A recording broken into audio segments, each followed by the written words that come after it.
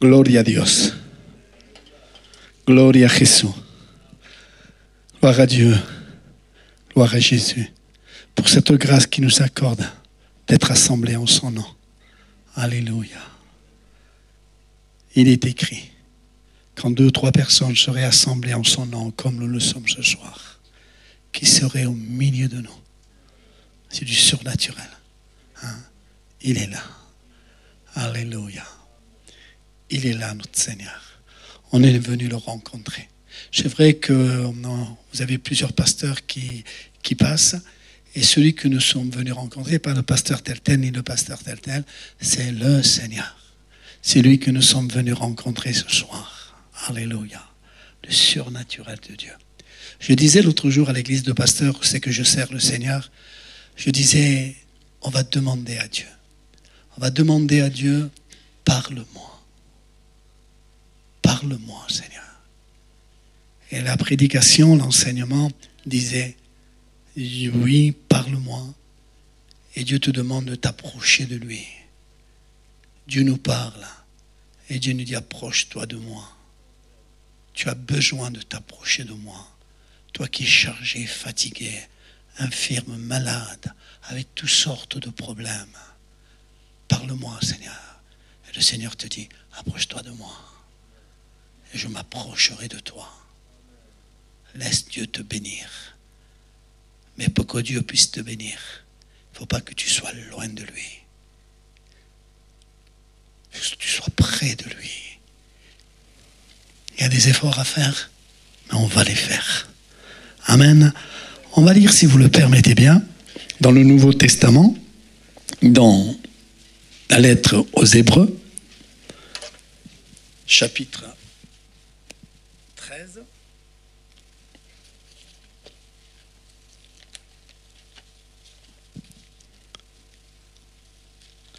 Chapitre 13 et le verset 8. Gloire à Dieu. A Dios et la gloria. Alléluia. Il ne se manque pas à sa parole. Parfois, on a des rendez-vous avec des personnes, mais ils ne viennent pas au rendez-vous. Je viens, mais elles ne viennent pas. Mais le Seigneur n'est pas pareil. Le Seigneur, il a dit, quand 2 ou 3 personnes se rassemblent en son nom, il est là. Et parce qu'il est là, alors il va se passer des choses. Et parce qu'il est là, malheur à l'homme qui se confie dans l'homme. On n'a pas envie de se confier dans l'homme, on aime l'homme, on sert l'homme. À celui que nous voulons nous attend ce soir.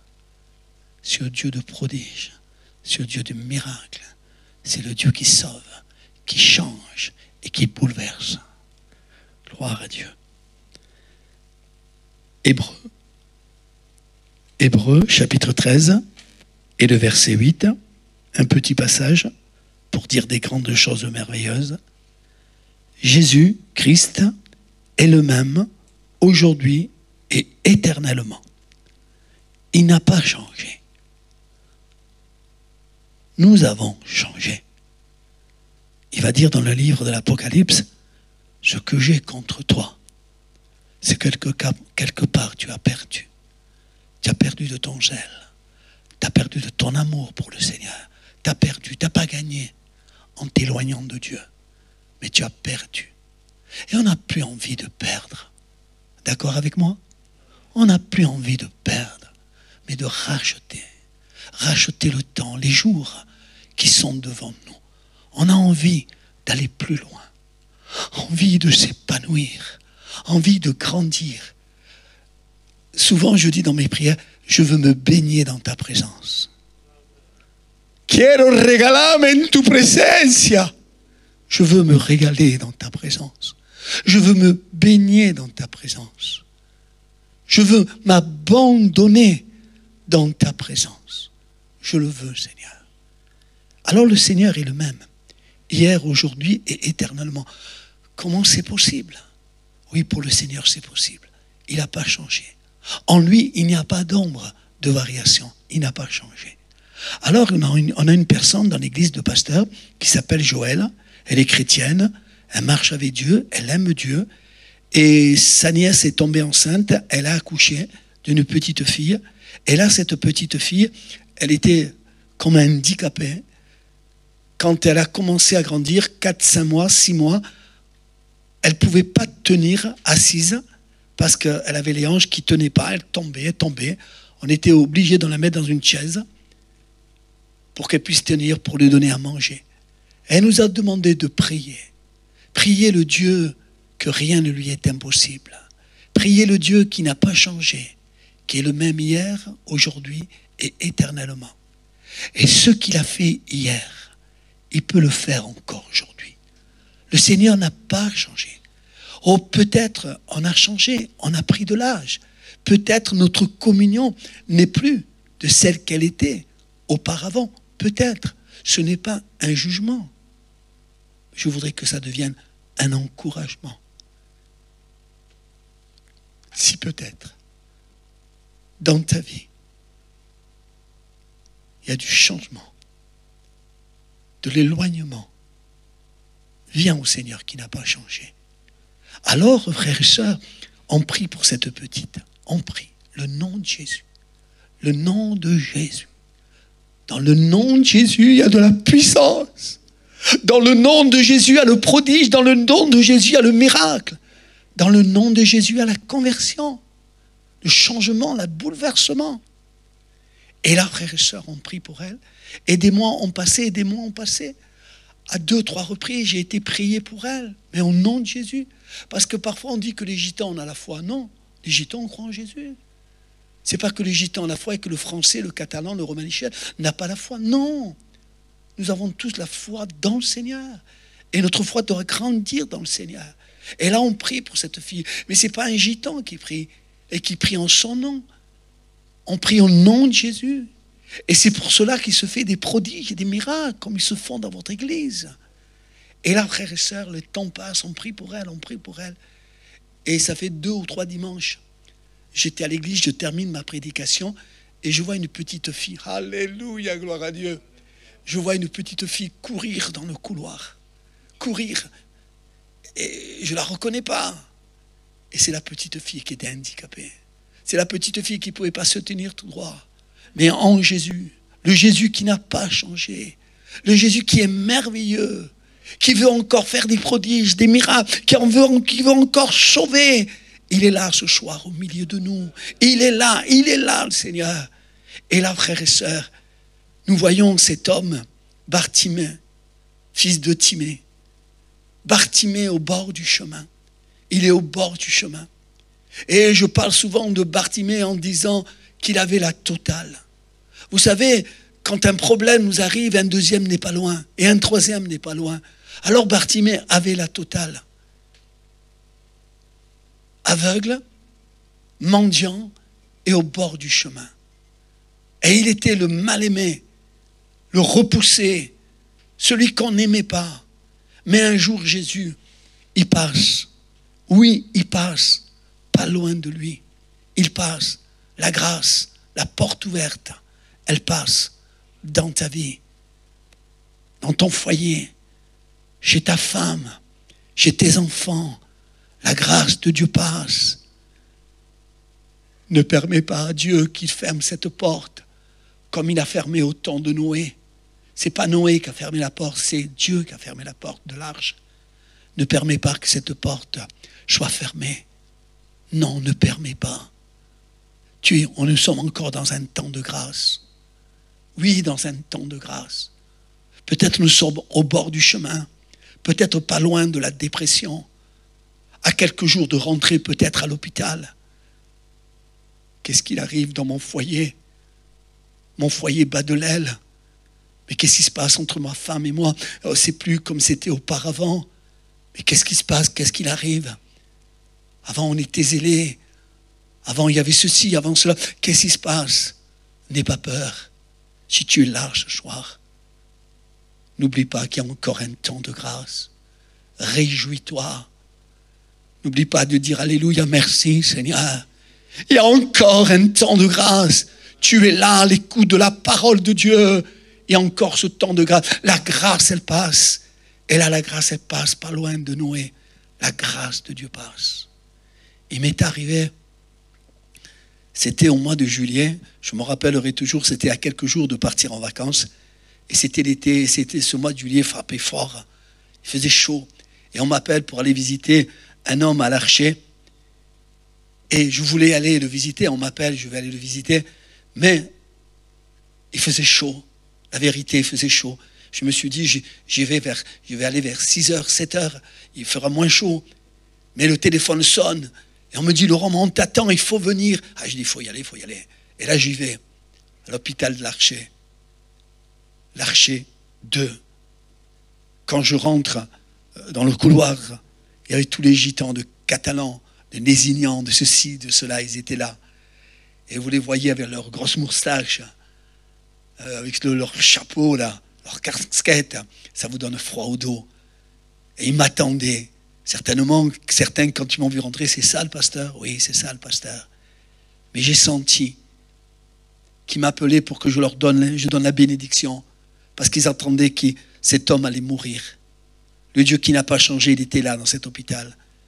Et là, frères et sœurs, je rentre et il y a un jeune homme qui m'accompagne, un jeune homme, un chrétien ça faisait pas longtemps qu'il était chrétien, il m'accompagne. On rentre dans le service réanimation avant de rentrer, on se met les blouses et tout, et je regarde le jeune homme, je lui dis, écoute-moi, on ne va pas prier pour prier, on va prier pour que nous puissions voir le miracle. Tu comprends? Il était jeune, tu comprends? Il me dit oui. Et là, on rentre. Au nom de Jésus. Le Jésus qui n'a pas changé. Qui est le même hier, aujourd'hui, éternellement. Et ce qu'il a fait hier, il peut le faire encore ce soir. Est-ce que nous le croyons? Je le crois. Amen. Est-ce que nous le croyons? Alléluia. Jésus, il est allé à Nazareth. Mais il n'a pas pu faire ce qu'il avait envie de faire. Mais est-ce que nous, ce soir, nous le croyons? Alors je dis au jeune homme, écoute, on ne va pas prier pour prier. On n'est pas venu ce soir à la réunion pour venir à la réunion. Nous voulons voir la main de Dieu agir. Nous voulons voir la toute-puissance de Dieu. Et là, on rentre dans cette chambre. Et là, frères et sœurs, on prie le Seigneur. On prie au nom de Jésus. Comme la Bible l'enseigne, simplement. Le nom de Jésus. Je lui impose les mains. Ça pourrait être un autre pasteur. Le prodige ne se fait pas au nom d'un pasteur. Pasteur tel, pasteur tel. Non, le prodige, le miracle, je fais au nom de Jésus. Et là, on a prié pour lui. Au nom de Jésus. Et là, frères et sœurs, le matin, il s'est réveillé complètement guéri. Complètement guéri. On applaudit le Seigneur. Le Seigneur, hein? Le Seigneur, alléluia. Il n'a pas changé. Et il a essayé de me voir dans le quartier pasteur. Moi, j'étais déjà parti en vacances. Il a essayé de me voir dans le quartier pasteur. Mais c'est pas à moi qu'il faut qu'il cherche. Celui qui doit chercher, c'est Jésus. J'ai jamais appelé ce jeune homme qui est de Nésignan. Je ne l'ai jamais appelé. Parce que non, je veux qu'il s'accroche à Jésus. Pas simplement celui qui a été là pour que la bénédiction pénètre dans son corps. Je ne l'ai jamais appelé. Il a essayé de venir me trouver, me parler. C'était bien, pas de problème. Mais c'est Jésus, le Fils de Dieu, que nous avons besoin de rencontrer. Et je suis parti en vacances. Je suis parti en vacances. Et là, le téléphone sonne. Et une chrétienne de hier, elle me téléphone et me dit, avant ce qu'elle me dit, je suis allé faire une mission avec Serge Mathias, quand à l'époque il était à hier. Et j'ai été plusieurs fois dans cette église. Et là, j'ai sympathisé avec une femme, une chrétienne formidable, qui a son mari paralysé. Elle s'en occupe comme ça de son mari paralysé. Comme ça, elle s'en occupe. Un amour pour son mari, wow, ça dépasse. C'est merveilleux. Et là, quand je viens cette fois, elle se met à pleurer. Je dis, mais qu'est-ce qui se passe? Elle est toujours pleine d'esprit. Elle est courageuse. Elle se met à pleurer. Je dis, pourquoi tu pleures? Elle me dit, Laurent, j'ai plus les forces. J'ai mal aux reins. Je ne peux plus m'occuper de mon mari. Les sœurs de l'église viennent m'aider pour laver mon mari. Laurent, je veux que le Seigneur me guérisse. Je veux, Laurent, que le Dieu de prodiges, de miracles me guérisse pour que je puisse encore me servir de mon mari. Et je prie pour elle. Une prière banale, une prière simple. Mais au fait, au nom de Jésus, le Jésus qui n'a pas changé. Et là, je prie pour elle. Et le téléphone sonne quelques mois après. Téléphone sonne. Et elle me dit, Laurent, non, elle demande à Serge Mathias l'autorisation de me téléphoner. Et Serge Mathias lui dit, mais téléphone-lui, ça va l'encourager à Laurent. Et elle me téléphone avec l'autorisation de Serge Mathias. Et elle me dit, Laurent, j'étais complètement guéri.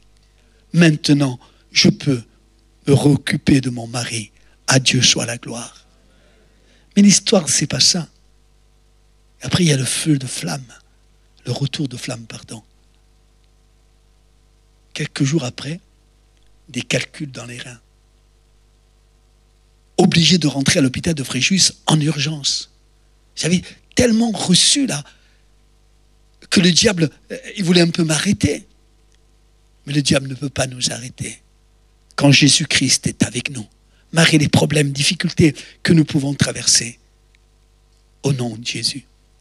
Et là, il est au bord du chemin. Et quand il entend que Jésus passe par là, je le disais tout à l'heure, je le redis maintenant, c'était un temps de grâce. Un temps de grâce. Et quand il sent que Jésus, quand il entend que Jésus passe par là, il se met à crier. Et la Bible nous enseigne, et la Bible nous dit que quand un malheureux crie, que l'Éternel entend. L'Éternel entend. Alors Jésus a entendu sa prière. Mais avant que Jésus entende sa prière, il y a des gens qui ils ont voulu le faire taire. Il y a des gens qui veulent t'arrêter. T'arrêter dans ton amour, dans ton zèle, dans ton envie de grandir avec le Seigneur. Mais ne regarde pas aux gens qui veulent t'arrêter, aux situations faciles ou difficiles, ou à l'infirmité, ou à la maladie qui veut t'arrêter. Alors il s'est mis à crier. Malgré que les gens voulaient l'arrêter. Le Seigneur me dit là, en cet instant, quelle est la chose qui veut t'arrêter? Quelle est cette chose qui veut t'arrêter? Quelle est cette chose qui veut t'arrêter? Alors crie plus fort. Ne t'arrête pas. Ne regarde pas au problème. Ne regarde pas à la difficulté.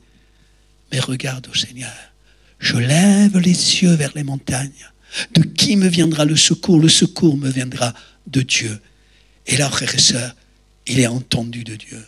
Et ce soir, nous voulons être entendus de Dieu, n'est-ce pas? Nous voulons être entendus de Dieu. Et il m'est arrivé si j'étais plus jeune, j'avais un peu plus de cheveux. Dans le quartier à Nice, le quartier Saint-Charles, avec des cousins, des chrétiens, on est allé donner des prospectus. On distribuait des prospectus. On frappait aux portes, dans des prospectus. Et une bonne femme nous a ouvert. Il y avait marqué « Dieu guérit, Dieu bénit ». La femme nous regarde et « C'est vrai ce que vous dites ?» Mais on dit « Madame, oui, c'est vrai. Jésus-Christ bénit, Jésus-Christ guérit. » Mais dit « Rentrez ». On était 3. Rentrez. Et on est rentré. Je me rappellerai toujours, il y a un petit couloir et à notre gauche, il y avait une chambre. Il y avait un garçon de 20-23 ans à peu près, paralysé sur son lit. Mais ça ne nous a pas découragés. On était jeunes. On avait la foi. Et on a prié. On a même sauté. Hein, ouais. On a prié pour le jeune. Nous savons que rien n'est impossible à Dieu, n'est-ce pas? Est-ce que vous le croyez, que rien n'est impossible à Dieu? Est-ce que vous croyez que ce soir, il va se passer quelque chose? Est-ce que ce soir, vous croyez qu'il va se passer quelque chose? Oui, oui. Et on prie pour ce jeune, on lui impose les mains, on prie, on crie même. Et on lui dit, à l'époque, je faisais les fruits et légumes, et j'avais une petite fourgonnette, et j'ai demandé à la femme que dans la semaine, j'aimerais bien amener le petit avec la chaise roulante, il n'y a pas de problème, de l'emmener à l'église de pasteur, pour qu'il écoute la parole de Dieu.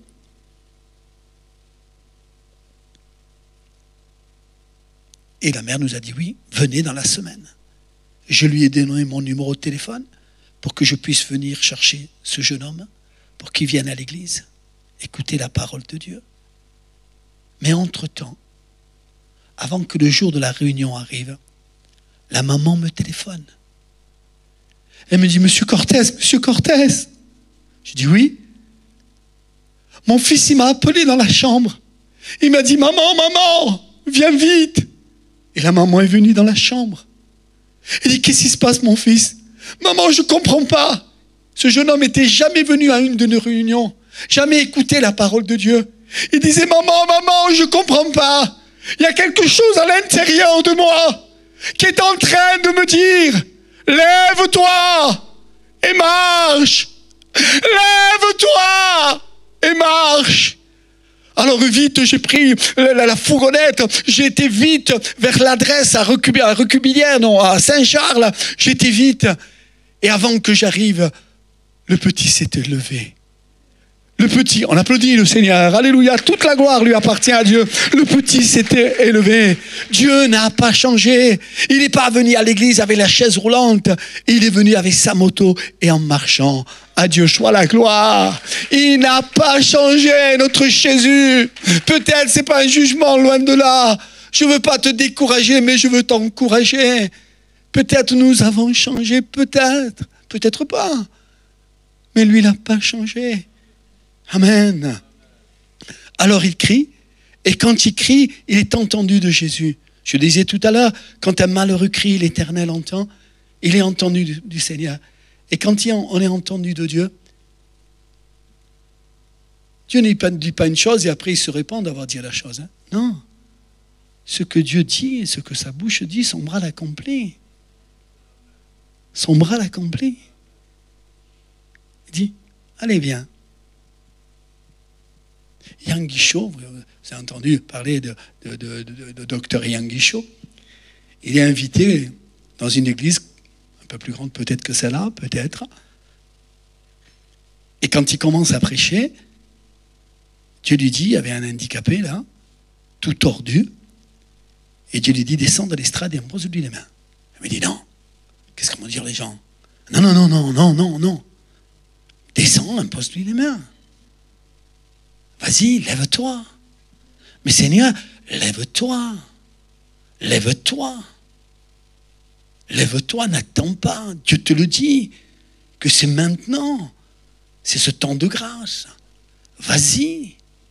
C'est vrai qu'il a été, quand tout le monde s'est commencé à prier, il est descendu, hein, tout seul là, il lui a imposé les mains. Au nom de Jésus, sois guéri. Il est remonté sur l'estrade. Et Dieu n'a pas changé. S'il lui avait dit sous l'eau de l'estrade qu'il descende, il n'a pas fait. Mais après, quand il est descendu, il a fait le prodige, le miracle. Il a été complètement guéri, la personne handicapée.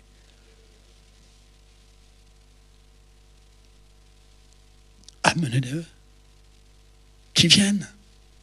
Et nous devons venir au Seigneur. Ce n'est pas les années que nous connaissons le Seigneur. Nous le connaissons depuis des années, mais c'est un nouveau jour. Une nouvelle année. Il faut recommencer avec lui. Dieu t'appelle. Allez, viens. Mais Seigneur, tu sais, moi je connais pas mal de choses. D'accord, c'est vrai que tu connais pas mal de choses. Mais si tu en connais davantage, c'est encore mieux. Viens. Et là, frères et sœurs, le Seigneur t'appelle. Alors il vient. Et quand il vient, il fait quelque chose de merveilleux. Il laisse son manteau. Il avait besoin de son manteau, hein, parce que le soir il fait froid. C'était sa couverture, c'est tout ce qu'il avait besoin. Il était mendiant au bord du chemin, aveugle. Il avait besoin. Et peut-être tu as besoin de certaines choses, ou peut-être pas. Le Seigneur t'appelle à ne plus t'accrocher à ces choses-là, de changer, pas dans le mauvais sens, mais dans le bon sens, de changer. Oui, de changer. Et là, frères et sœurs, il se lève, il va en direction du Seigneur. Que c'est bon de se lever et d'aller dans la direction du Seigneur. Il va, pas avec le doute, pas avec la crainte, pas avec la peur. Il va avec la foi, la confiance dans le Seigneur. Il sait que quelque chose va se passer. quelque chose va se passer. Oui, quelque chose va se passer. Ou qu'a commencé déjà à se passer. Quelque chose qui a commencé depuis des jours, des semaines.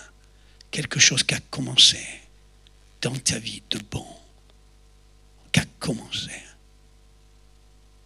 Quelque chose qui a commencé.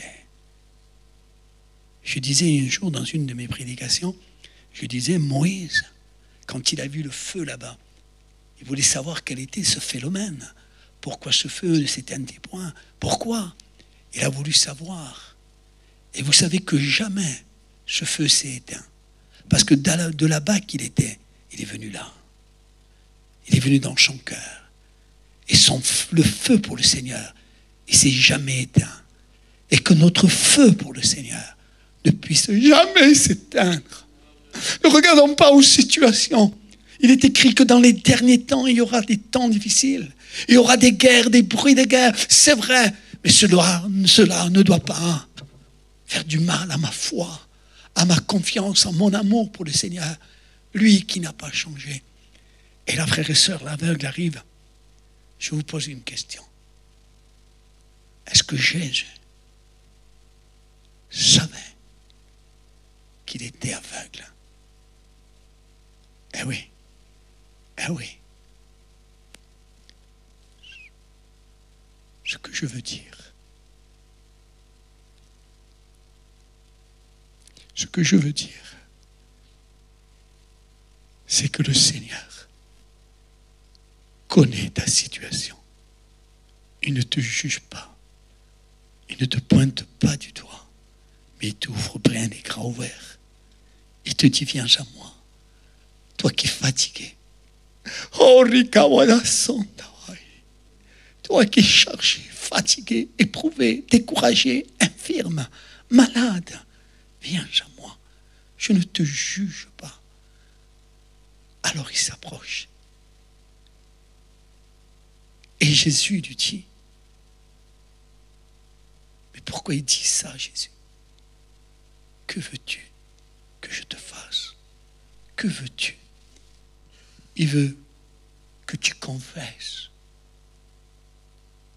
Je ne sais pas pourquoi le Seigneur me dit ça. Je ne sais pas. Mais Dieu le Seigneur le sait. Et tu le sais. Ce n'est pas facile. Ce que je veux te demander. Est-ce que tu crois que le Seigneur est capable? Si tu confesses, est-ce que le Seigneur est capable de te donner ce que tu lui demandes depuis des mois, depuis des jours, pour ton fils, pour ta fille, pour ton foyer, ta femme, tes enfants, les personnes que tu aimes? Est-ce que tu peux te lever? Et après, je continue à prêcher. Est-ce que tu crois? Le Seigneur lui a dit, que veux-tu que je te fasse? Et tu le dis à toi ce soir, que veux-tu que je te fasse? Est-ce que tu crois qu'il est capable de te donner ce que tu lui demandes? Non, pas lever la main simplement, te lever à ta place. Amen, merci. Gloire à Dieu. Gloire au Seigneur. Gloire à Dieu. Alléluia. Gloire au Seigneur. Gloire à Dieu. Amen. Gloire à Dieu. Que veux-tu que je fasse pour toi? Il connaît ta situation. Il connaît par les moments que tu passes. Il connaît. Mais il ne te juge pas. Il ne te pointe pas du doigt. Il veut tellement t'encourager. Il veut tellement te bénir. Seigneur, ils se sont levés. Ils se sont levés, Seigneur. Parce qu'ils croient que tu es capable de leur donner ce qu'ils te demandent dans le jeûne, dans les prières, dans les veilles de la nuit, dans le secret de leur chambre, ce qu'ils te demandent, ce qu'ils désirent et ce qu'ils veulent voir s'accomplir. Vous pouvez vous asseoir, merci. Il m'est arrivé 2 choses à Palavas-les-Flots. C'est à Montpellier. Vous connaissez Montpellier? Qui c'est qui connaît Montpellier? Oui, pas mal. Hein? Palavas-les-Flots, c'est en bas, vers la plage. J'étais en vacances. 2 reprises, il m'est arrivé quelque chose. J'étais en vacances. Il y avait mon fils Élie qui est là. Et sa sœur Rosalie qui est là aussi. Et j'avais une fourgonnette encore. On est allé acheter à Intermarché. Et après, on retournait au camping où c'est qu'on était, à Palavas-les-Flots. Et à un moment, on entend du bruit. Ma fille se met à crier. Il dit, papa, papa, le petit est tombé. La porte s'est ouverte de la fourgonnette et mon fils est tombé sur la route. Le diable voulait me faire du mal. Mais il n'est pas écrit que l'ange de l'Éternel campe autour de ceux qui le craignent et Dieu l'arrache au danger. On applaudit le Seigneur parce qu'il nous arrache, il garde nos enfants, nos parents, les gens que nous aimons. Et là, on s'est vite arrêté. Ma femme est descendue la première. Moi, je me suis mis en prière. Seigneur, garde-le, qu'il puisse rien lui avoir arrivé. Seigneur, garde-le. Et là, on sort et je garde la fourgonnette. Là, on descend, on se met à courir. Il y a une personne qui nous dit ça. Il ne connaissait pas cette personne. Il me dit, monsieur, madame, j'ai vu quand la porte s'est ouverte. J'ai vu quand la porte de la fourgonnette s'est ouverte et quand le petit est tombé. Vous savez, madame, monsieur, il y avait quelqu'un avec votre fils. Oui, l'ange de l'Éternel. Alléluia, gloire à Dieu. Gloire au Seigneur. Et avant de terminer, il m'est arrivé 2 choses à Palavas-les-Flots. J'arrive à l'église de Palavas-les-Flots. Non, pas l'église de Palavas-les-Flots, à l'église de Montpellier. Vous savez qu'il y a une église gitane. Je vais là-bas pour écouter la parole de Dieu. Je suis en vacances, je suis tranquille. Et là, je rentre, je salue le pasteur. Il me dit, tu es pasteur? Je dis, quoi? Je dis, oui. Tu veux nous apporter le message? Ah, je dis, il n'y a pas de problème. Et j'apporte le message. J'apporte le message. Mais regardez comment Dieu travaille. Dieu veut qu'on agisse par la foi, par la confiance. Je prêche le message. Je termine mon message. Et je descends en bas de l'estrade. Et le Seigneur me dit, remonte. J'ai dit, non, je ne remonte pas, Seigneur. J'ai dit, cette église ne me connaît pas. Ils m'ont laissé la place pour prêcher dimanche. Et là, tu me demandes, Seigneur, de remonter? J'ai dit, non, Seigneur. Ils vont me prendre pour un orgueilleux. Ils vont dire quoi? Il veut prendre l'église? Hein, ce pasteur qui arrive? J'ai dit non. Mais heureusement pour moi, il y avait un jeune stagiaire à côté de moi. Alors, je le frappe dans sa jambe. Je dis, écoute, le Seigneur m'a parlé. Il faudrait que je monte sur l'estrade. Mais le jeune homme me dit, il n'y a pas de problème. Mais remonte, si le Dieu t'a mis quelque chose à cœur de dire. Et je remonte sur l'estrade. Et je dis, voilà, au milieu de nous, ce matin, il y a quelqu'un qui a une tumeur à la poitrine. Qu'elle s'approche. Et au nom de Jésus, on va prier pour elle.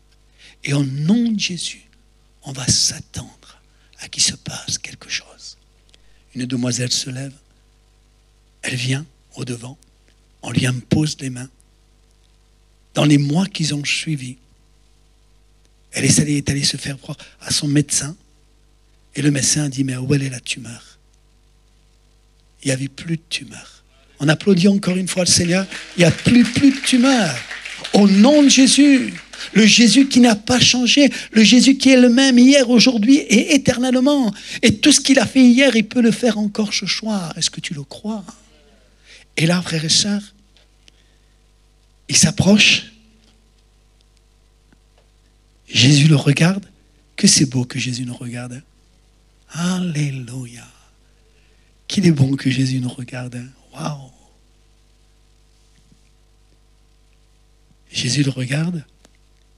Que veux-tu?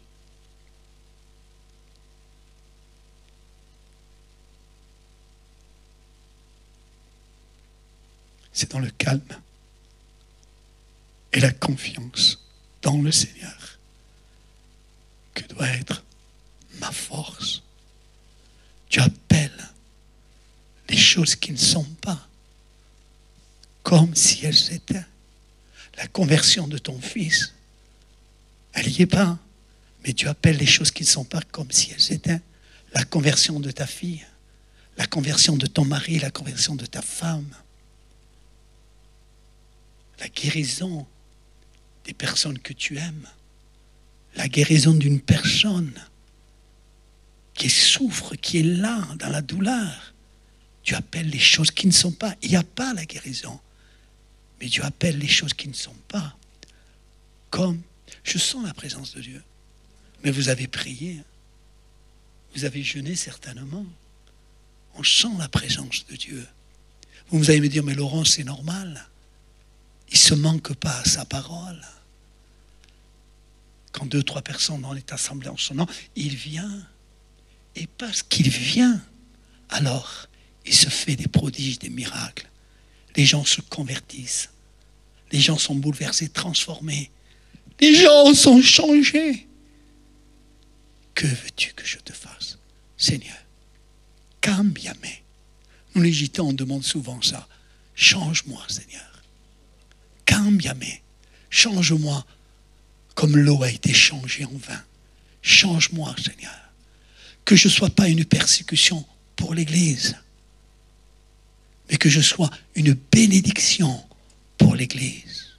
Pas en essayant de prendre la première place, non, mais en venant pour soutenir l'Église où tu m'as fait membre. Seigneur, tu n'as pas changé. Seigneur, tu vois, j'ai mal. Je suis fatigué, je suis malade. Guéris-moi. Et le Seigneur le regarde. Je ne sais pas pourquoi je parle du regard là. Peut-être tu as envie que Dieu te regarde. Oh, pas le regard du pasteur, mais le regard du Seigneur. Waouh! Que Dieu puisse nous regarder.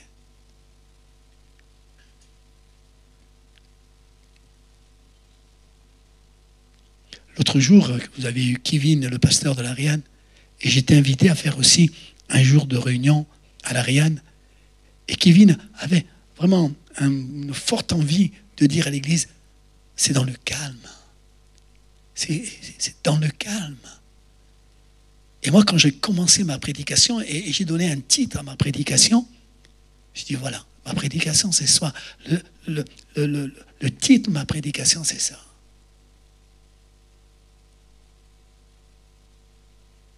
Seigneur, parle-moi. Ábrame, Seigneur.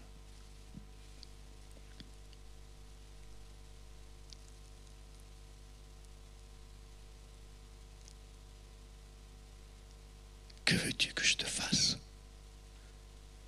¿Qué quieres recibir de mí? Qu'est-ce que tu veux recevoir de moi? Seigneur, que je ne sois plus dans les ténèbres, que je ne sois plus dans le noir, mais que je puisse voir ta lumière, que je puisse voir, Seigneur, que je suis en train de m'écarter de toi, que je puisse voir, Seigneur, que je ne suis plus comme j'étais avant, Seigneur. Seigneur, mets ce premier amour, ce premier zèle, cette première envie, comme je le faisais auparavant. Seigneur, mets cette envie. Et le Seigneur va lui dire, mais oui. Il ne va pas te dire non, le Seigneur. Et j'ai cette pensée. Je ne veux pas le faire. Un jour, il m'est arrivé, c'est encore à l'Ariane, d'aller prêcher l'après-midi. Et à un moment, j'ai dit, il n'y avait pas le Covid à l'époque, j'ai dit, on va tous te tenir par la main et on va demander quelque chose au Seigneur. Il y avait une sœur en Christ qui savait que l'après-midi, j'allais passer. Elle s'était dit dans son cœur, combien je voudrais entendre Laurent. Mais c'était un jour de garderie. Elle devait garder les enfants. Et nous devons être dans l'ordre et non dans le désordre. Alors elle fait son jour de garderie. Et ça faisait à peu près, je crois, 10 ans qu'elle était mariée, elle ne pouvait pas avoir d'enfants. Et on s'était tenu la main. Ce n'est pas parce qu'on s'était tenu la main que le prodige et le miracle s'est produit. Non, je ne veux pas être anti-biblique, je veux rester biblique. Mais ce jour-là, on s'est tenu la main. Et le mari a demandé au Seigneur, lui qui n'a pas changé, il lui a demandé, Seigneur, que ma femme puisse tomber enceinte. Que ma femme puisse tomber enceinte. Et quelque temps plus tard, sa femme, elle a une petite fille, un petit garçon. Dieu a béni. On applaudit le Seigneur. Alléluia. Il n'a pas changé, le Seigneur. Il n'a pas changé. Il n'a pas changé. Il est prêt. Et là, frères et sœurs, il recouvre la vue. Vous croyez que cet homme, il est malheureux? Vous croyez que cet homme, il est triste? Il est tout heureux. Et ce que nous devons être, comme dit l'apôtre Paul, soyons toujours joyeux. Il y a des problèmes, il y a des difficultés. C'est vrai, il n'y a pas de problème. C'est vrai. Mais nous devons être joyeux parce que nous avons un grand Dieu. Je voulais dire ça parce que dans mon cœur, je ne veux pas dire tout à l'heure, Seigneur, je ne l'ai pas dit. Je voudrais te tenir par la main. Je ne sais pas qui tu es. Je ne connais pas ton problème. Mais je voudrais te tenir par la main. Te prendre par la main. Et te dire, tu n'es pas seul. Vous avez une grande église. Vous avez des pasteurs formidables. Des anciens formidables. Tu n'es pas seul dans ton combat. Tu n'es pas seul dans ton combat. Tu n'es pas seul. Tu as des frères, tu as des sœurs. Tu as des pasteurs, tu as des anciens. Tu n'es pas seul dans ton combat. Ne t'isole pas. Non, au contraire. Je voudrais te prendre par la main et te communiquer l'amour que le Seigneur a pour toi. De communiquer cela. Vous savez, je veux dire une chose et je termine.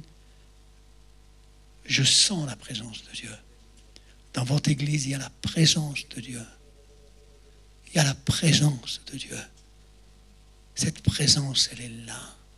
Elle est palpable. Il est là, le Seigneur. Il s'est assis à côté de qui, le Seigneur? On va faire des jaloux? Il s'est assis à côté de qui? Alléluia. Il s'est assis à côté de qui, le Seigneur? Mais de nous tous. Il va dire, quelqu'un m'a touché. On est tous là, Seigneur. Mais quelqu'un. Waouh! Ce Covid, hein? Je voudrais tellement te serrer dans mes mains, dans mes bras.